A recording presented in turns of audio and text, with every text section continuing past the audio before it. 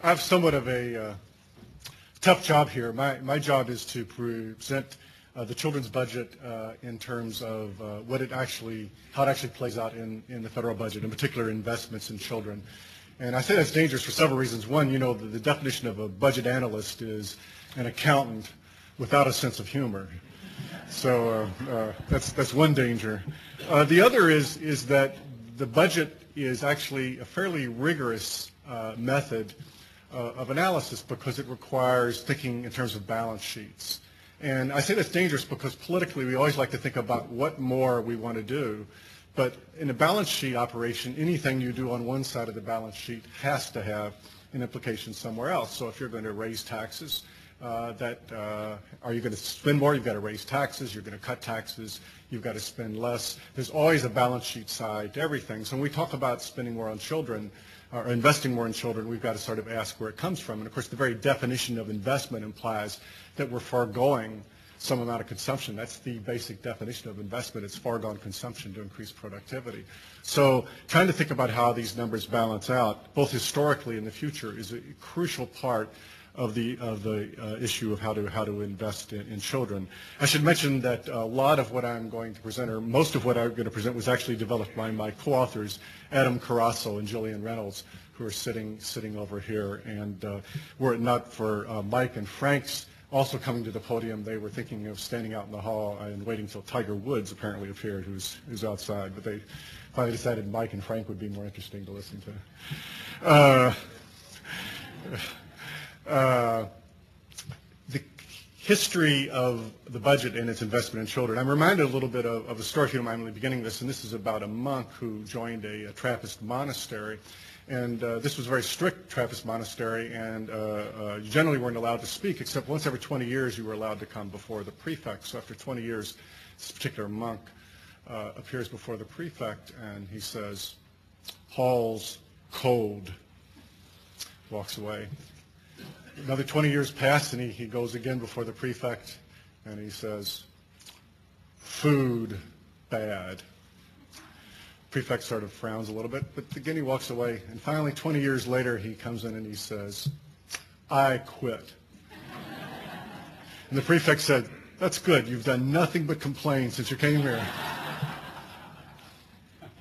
Well, that's a little bit like, if you want to, the history of the budget and investment in children. And in the simple story is that kids, at least in the federal budget, and obviously this work needs to be supplemented with what's going on at the state level, but in terms of the federal budget, I think it's fairly clear to say that investment in children has never been a priority in the federal budget.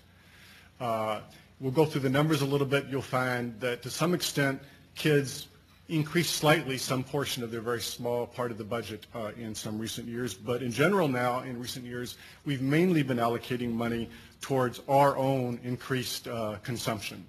That is basically not investment, but we've been moving more and more towards a consumption type of budget. We've flattened the revenues available. We've actually decreased the incentives to work by providing very, very long retirement periods for ourselves with substantial resources. And of course, we're not saving either in the federal budget or as individuals, partly due to what's going on in the budget. Now, those who might think, well, there's going to be some reprieve if we could just end the war in Iraq and rely upon the defense budget. It turns out, if you do a budget history, you find that there has been a remarkable transfer of money to the domestic side of the budget. Again, the kids getting very little of it. For about 40, 50 years, since World War II or the Korean War, when taxes were really raised, that's when taxes were raised, and then the defense budget was maybe 14% of GDP, dropped down to 3, maybe it's 4 now.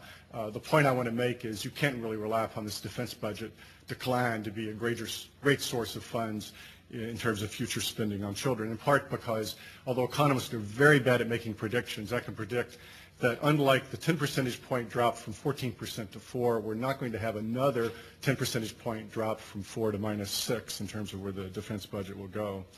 So I just want to assure you when I give you the numbers, I'm not engaging in Yogi Berra type math. You know, Yogi Berra once said that 90% of baseball was mental and the other half was physical. So The definition of investment, well, I mentioned earlier, the investment basically means a foregone use of resources, or the use of resources to try to increase future output or income. This does not mean that other uses of resources by the federal government are not useful. It doesn't mean we shouldn't have payments to soldiers to provide our defense. It doesn't mean we shouldn't have payments to ourselves in old age, but we're trying to examine to what extent the budget is an investment budget that's oriented toward the future. And we have derived a whole set of numbers historically and projecting the future for overall investment, and then in particular for investment in children. Now, as you might guess, the definition is not entirely pure, and so we've done this in a whole variety of ways, so those of you who are interested could actually take our numbers and resort them. I think you'll come to exactly the same conclusion we do, because I think the story stands out almost no matter how you sort the numbers. But there are a variety of types of investment and programs that have potentially some investment component.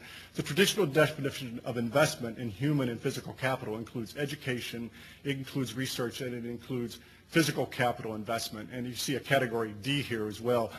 Some people would add the physical investment in defense, which I'm not going to really talk about much in this talk, but we include that in some of our numbers for those who want to add it. There's a couple other categories that are a bit more complex, and that has to do with employment supports and social supports.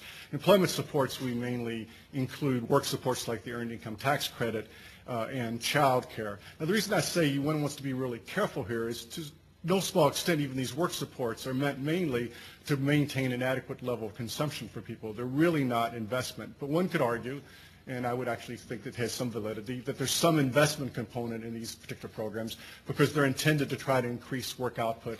They're intended to try to increase the productivity of workers. And again, all these programs, by the way, I'm not even measuring the issue of what's successful, which is a whole nother part of this whole Invest in Children project, which is not just trying to figure out how to get more money to invest in children, but to find out what works. And we're not even examining whether these employment supports and other investments work. And then there are the social supports, which are clearly mainly consumption-oriented. They're mainly oriented in helping us to get more food or more health care or a variety of other things. But again, one could argue that some portion of those supports do provide some investment to the extent they provide some minimum level of food so you're more productive if you're in school, or they provide some minimum level of preventive health care so that you're a more productive person.